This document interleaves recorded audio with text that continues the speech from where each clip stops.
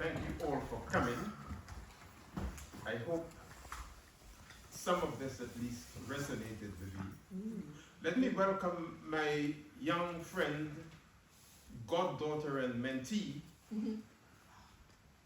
who is sitting here, Francesca Gilbert.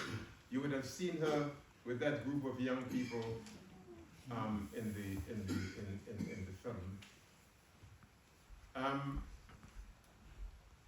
I don't want to say very much, really.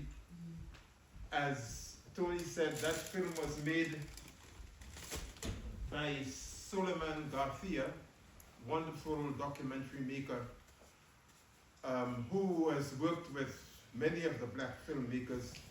He was a particular friend and collaborator of the late Menelik Shabazz, whom many of you would know. So Suleiman made this film in 2015 to mark my 70th birthday. Some 11 years have elapsed since then. On the 11th of March this year, I was 81. So I'm getting there.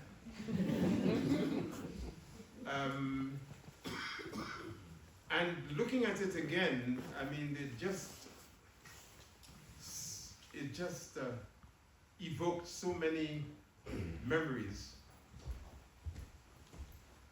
Because the one thing I like about the approach he took is that, yes, it's talking about Gus John, but for me the power of the film is situating my activism and my scholar activism in context. In other words, you get a very real sense of the struggles I've been part of and what those struggles represent and represented for Black Britain as you go through those many years. So you've seen it. I'm sure you have lots of questions. I shall shut up and invite your questions, really. Yes. As I say, I've lived through it as a child, gone through it as a mum with two daughters. I'm now at the situation being a grandma, and I've had to step in with my oldest granddaughter, who'll be 16 soon, and going through certain things. Can you talk so that those at the back could hear you as well as me? All right, I was saying I lived through that as a child, gone through that as a mum with my two daughters. I'm now at the stage where I'm now dealing with my granddaughter, who's 16, and trying to understand how to help her and the youth today, both through what I'm seeing now as interacting with the schools and what the children are going through. Because what I'm feeling is that what is being lost is our history getting through to the youngsters, for them to appreciate what's going on. Sometimes I do talk to my granddaughter and she'll listen, but a lot of the time she'll say, I can get it on TikTok, I can do this and that. And my question is, what would you say I should be trying to do? How can I ensure that the history, the pride and understanding is not going to be lost by this next generation? This is a very good question.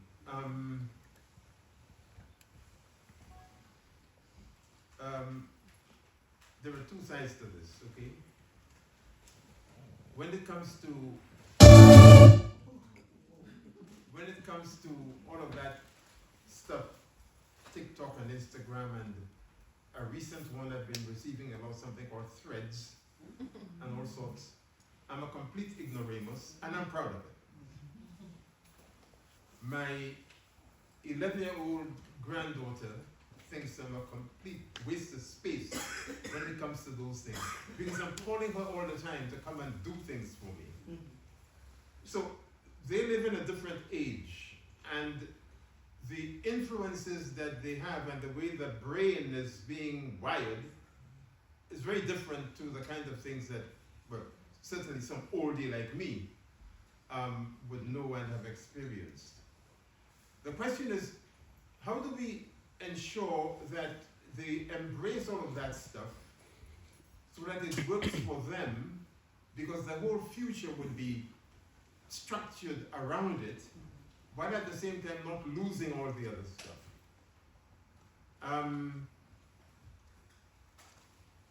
The battle I have, and I've got 12 grandchildren, I have different conversations with each and every one of them, is to get them to really understand that while all of this technology, etc., is important, it does not erase history. It doesn't erase history, nor does it necessarily give them access to the right kinds of history. And what is even worse now, there are some young people who believe that you simply hit AI and let it do the work, and you can go ahead and do other stuff. It seems to me that unless we have and encourage our children to have conversations, communication is not just about speaking and listening or writing and listening. We bring ourselves, our internal spirit, to how we communicate and what we communicate. And to be able to do that in a manner that assists in developing emotional intelligence. So you have a concern about what you see, how you see it, what you do impacts upon other people. You understand what empathy is about. You understand the importance of body language and how powerful body language is. And you're able to gain insights from people who have not been part of that new technology experience. Which is why I encourage families, children, grandchildren, great-grandparents, great-grandparents, to have intergenerational conversations. So children get some understanding of what it is that made people as they are. This film starts with me talking about what I used to do with my father when he was 6 years old, running around and burning sugarcane plantations, right? When I was 6 years old. He just come back from Aruba, working in an oil refinery. I would not give away my childhood in Grenada for anything. And my children and grandchildren, all of them born here, and grandchildren are fed up with me saying that I can't imagine what it is like not to have grown up in the Caribbean. And I believe I would have been a totally different person but for those 19 years I spent in Grenada and Trinidad before coming here. So it seems to me the challenge is not in telling children, don't do this, don't do that, forget about TikTok and Instagram and Facebook and all of that other stuff, but to assist them in keeping it in perspective so that they're not shutting down certain aspects of themselves, including how to use their brain. I was saying to my 14-year-old granddaughter only 2 nights ago that it concerns me that she doesn't read enough. He says, well, all the information I need I can get, blah, blah. I said, that's not the point. If you're reading a book, you're bringing something to that, especially your imagination. You are imagining and visualizing what it is that you're reading in this page, in this plot, you're anticipating how the thing would end, etc. And that develops particular parts of your brain. It enables you to develop certain analytical skills, thinking skills, and the rest of it. You can't, in a sense, sweep that aside and suggest that it would be replaced necessarily by what you get in Google. So it's striking that balance, it seems to me, but particularly assisting children in understanding themselves and how they come to be here by telling our own stories as parents and grandparents and aunts and godmothers and fathers and so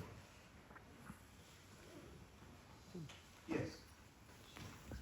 My name's Crystal Rhodes. I was not just the first black woman, but the first woman in this country to have a talk show. I wanted to know, in 1987, we had our first 4 black MPs. We now seem to have a plethora of them. How are they being helpful in the plight of black people, and certainly in the black plight that we see our children are in? And if they're not being helpful, how can we utilise them more? Indeed. Or utilize them at all. Speaking personally, I banished the whole damn lot of them. Wow. And I mean that seriously. All right.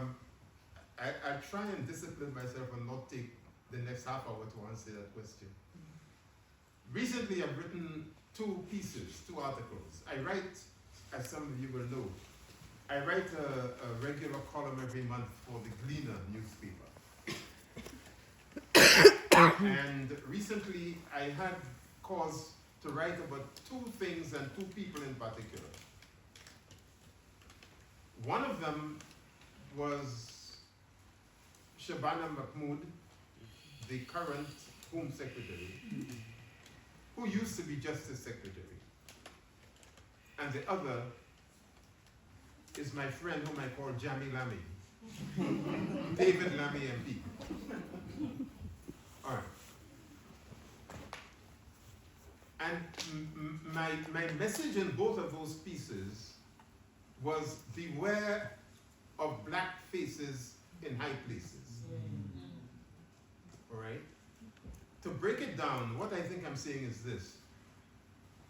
For many years, people struggled and said, we must have representation by people who look like us, who understand our situation, our struggles, etc. And I was one of those who, with Mark Wadsworth and all of those people, fought with the trade union movement and the Labour Party for black sections in the 1980s. And it is the work of black sections that led to 1987 and Boateng and Vaz and Bernie Grant and Diane Abbott being elected as MPs. All right? Now it seems to me this was the starting point. But we've got to a position where it does not seem to matter what the issues are that the black community has been facing for the last 40 years plus, or what it is facing now. What seems to matter to those people is that they are now part of the state and its apparatuses, its parliamentary mechanism. And it is more important, therefore, for them to act as if we all one homogeneous population without any contradictions of class and of race and of racism and neo-fascism and the resurgence of barbarism in this country and across the world. It's as if those things don't matter. So you have Mahmood, like, as in her role as former Justice Secretary, deciding to threaten legislation against the Sentencing Guidelines Council, who were proposing that there should be social inquiry reports from probation officers or whatever for people who are likely to be sentenced and given custodial sentences. We know, and what was she saying? That there will not be a two-tier justice system under her watch. What she didn't tell the world was that it wasn't only black people that these judges were talking about. They were talking about women. They were talking about abused women. They were talking about 5 or 6 categories of people to whom these social inquiry reports should apply. Jenrick, whatever his first name is, decided that this related to black people and the judges were going to be going soft on black offenders and so on.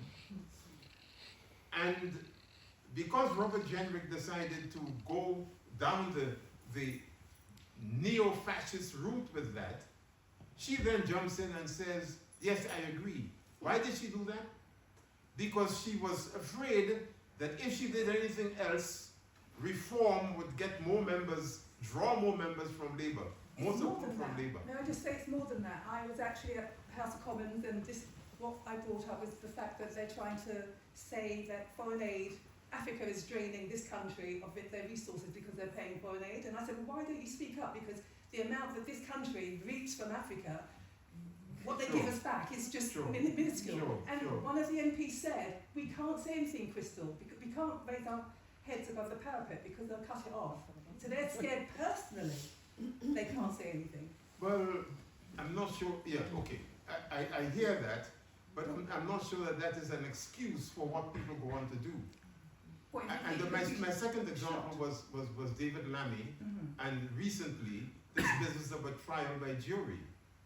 Who would have thought that in 2026 it would be a black MP arguing that people should not have the option of trial by jury if they don't, especially if they're likely to get a sentence of 3 years or more, because he wants to get rid of this major backlog of cases. And having in 2017 done a report commissioned by Theresa May in which he said their review suggested that black people prefer trial by jury because they do not trust individual stipendiary magistrates or district judges to be making decisions as one person. So you're saying that in 2017, asking Theresa May's government to implement your 11 recommendations, and then in 2026 you're saying, because there's a backlog of 3,000 people waiting to be tried, you want to get rid of trial by jury and have individual judges or stipendiaries determining those cases. The point I'm making is there seems to be no connection, no correlation between what these people do as black faces in government and the struggles out of which they themselves have come. They've seen a lot of their peers get shot, literally. They don't want to speak up because of that. Literally, that's what's going on right now.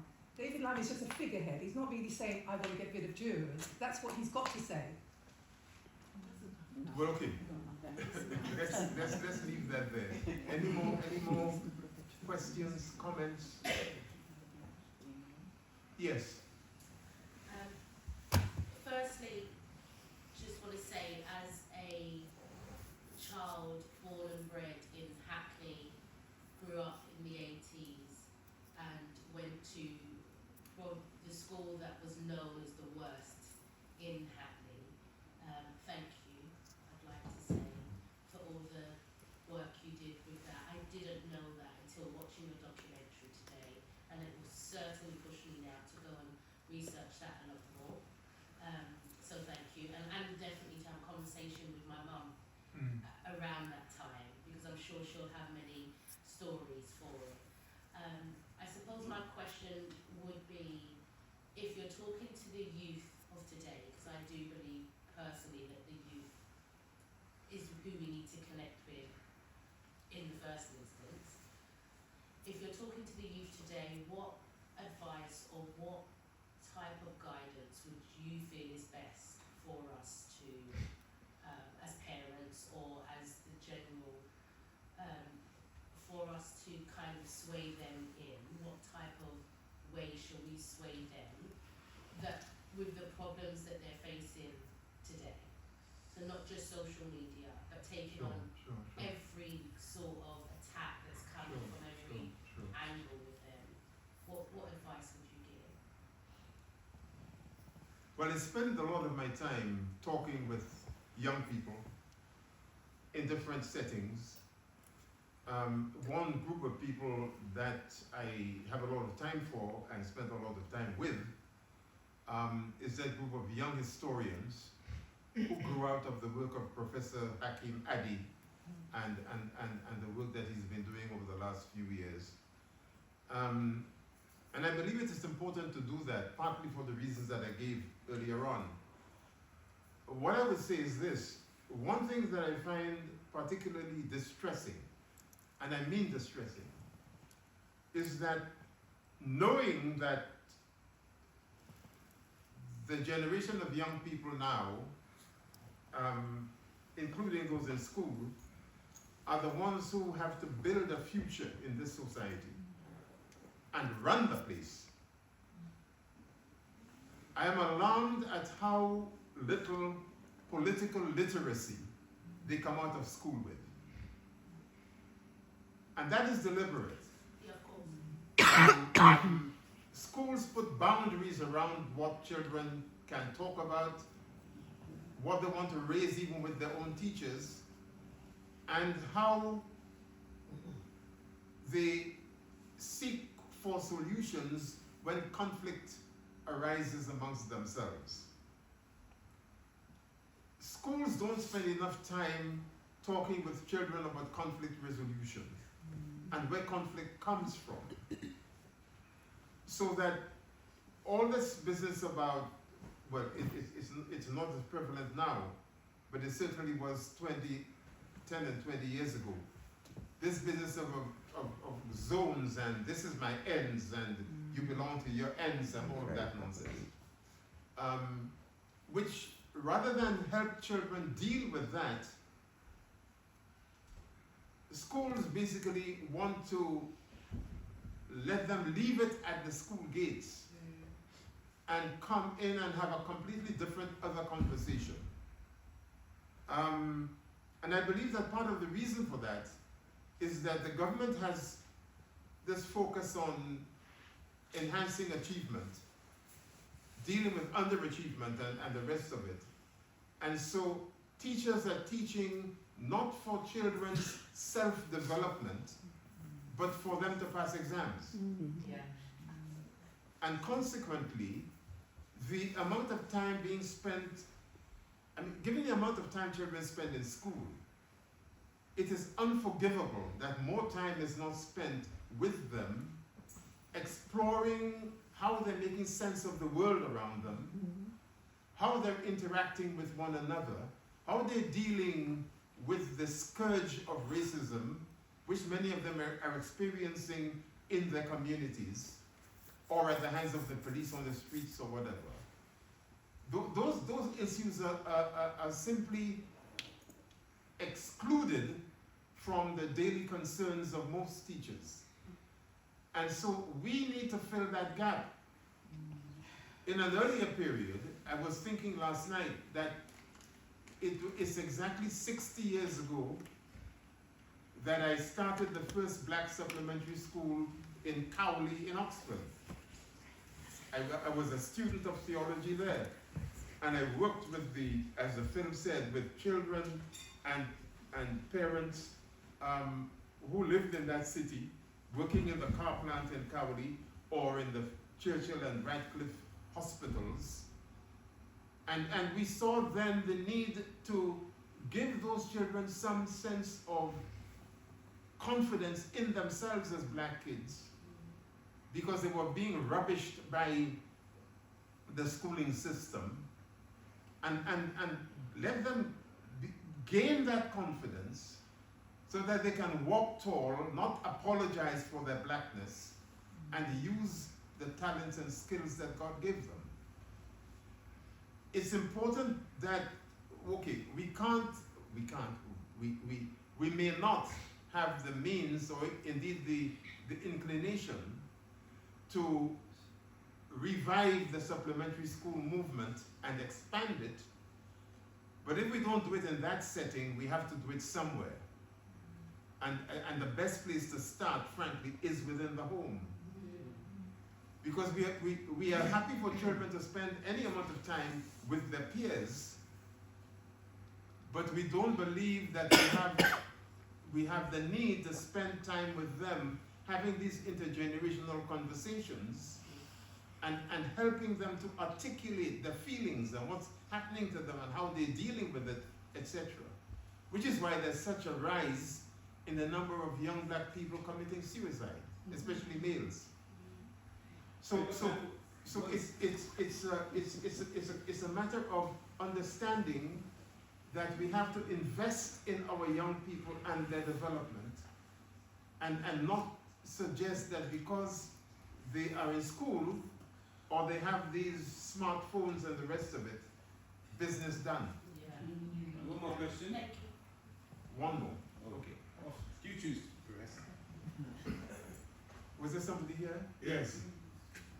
Yeah, Brother Emmanuel. that's right. Guys, thank you very much for this afternoon, and also for your work to the African Caribbean community. You made significant changes when you were happening, and I bear testimony to that, because immediately you left in the mid-90s. I also remember I used to run a project in Hackney. The funding for youth clubs was drastically cut, and it had such a devastating effect on us. It made the whole youth service program totally redundant, and you held it together when you were there. I remember very well how you stood by us when our organization was continually being threatened to be closed down. And it is no surprise. You're talking about Centerprise, right? Indeed, yeah, that's right. Right. That the organization was got rid of about 10, 12 years ago. You made a point about when Sister Crystal made the point about the black MPs. And I think you were talking of black faces in politics, but you were a black face in happening, and you made a significant change. You protected the community as you've done all the years, and I sincerely, from the bottom of my heart, thank you for what you did for us and what you continue to do for the black community.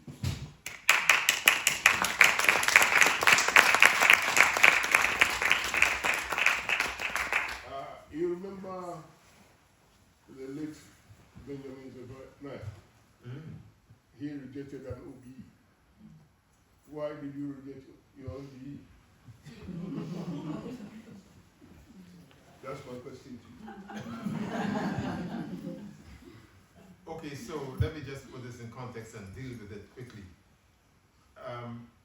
Towards the end of 1999, Tony Blair wrote to me saying that he was minded to ask the Queen to give me a CBE, Oh, CB, sorry. Commander of the British Empire or something. And I had to write to the fellow and tell him politely, stick it where the sun doesn't shine.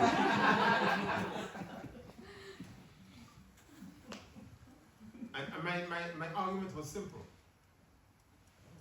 That given the fact that up to that point I spent all years of my life dealing with the legacy of empire and particularly the extent to which empire, colonialism, imperialism had created racism, structured it systemically within the society, and it was part of the culture, the DNA of Britain. The idea that I, out of that past, should go and be known for all time as a carrier of a CBE was insane. And I wish he would have a bit more respect. End of story. That's how that ended. And I mean, that remains my reasons today. I can't understand, and people believe when you talk about it, you're talking about its usefulness or otherwise. That's not the point. Some people justify it by saying, well, it opens doors, it does this, it does that, which is problematic in itself. Given the number of people who in their daily lives do extraordinary things and who are not nominated for these gongs, why should it be assumed that you need those gongs in order to enhance your opportunity in any particular field? It's complete nonsense. And the other thing I say to them is this: can you imagine me, Gus John CBE, writing what I do to Tony Blair, to David Lammy, to all of these funny people? It just won't happen. So it's one way also of shutting down resistance. Yeah. Yeah, and I have no time for it. It serves no good purpose as far as I'm concerned. I'm not saying that people should not be valorized for what they do in communities, but the society needs to find different ways of doing that. And not just us as black people, the white people similarly should not have to be accepting CBEs and OBEs and all of this.